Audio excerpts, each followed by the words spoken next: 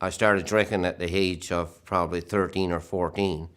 And by the time I reached 20, I was a full-fledged alcoholic. But then I got introduced to marijuana. And from there, I went to mushrooms and acid and all these other things. And eventually, I moved to Toronto and got introduced to cocaine. I lived 40 years in an addictive state. I thought I was having a good time, but it was not really. I was a drug dealer. I was a rum runner. I was into hot goods, and my life was completely out of control, but I didn't know it at the time. I lost my marriage. I lost, we adopted a little boy when he was 6 months old, and when he was 3.5, I walked out and left him because of my sexual addiction, my drug addiction, my alcohol addiction. And things steadily went downhill until about 10 years ago when my world crashed. I had a gambling addiction. I lost close to $200,000 in gambling.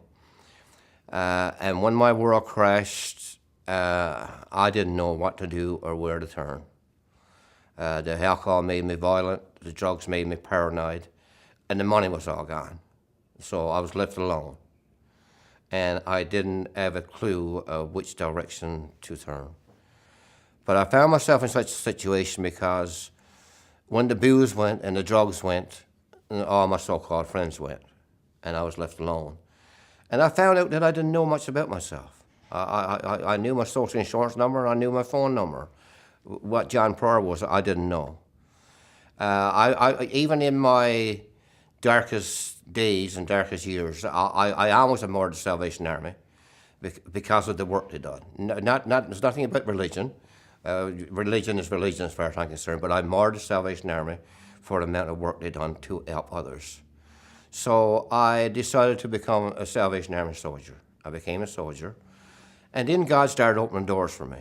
I got a prison ministry. I go to seniors' homes. I go to the Waterford. I'm all over the place. Helping others, because I spent 40 years taking, not giving nothing back. And right now, to me, the Salvation Army is the greatest army in the world, because we're an army that help people, And when I give money to the Salvation Army, I know where it's going. It's going to a good cause. And to get this resource center that we're trying to build right now, it's one of the most important things that we need in this city right now. And there's a lot of people in this city that are addicted to drugs. Drugs is a major thing right now. And after living that lifestyle, I know where they're at. You feel lost. When I crashed, I didn't know where to turn. So these people need to know that there is something there that can help them. And if we can be friendly and reach out a helping hand to a lot of these people, hey, we can save lives.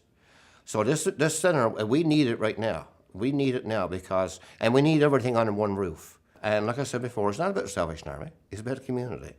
The Salvation Army, God bless them, yes. They will do their best to put us there, and I'm sure there will be resources for the whole community. Whether you're a drug addict, an alcoholic, or whether you're just got nervous issues or mental issues. We need this community center, and we need it now.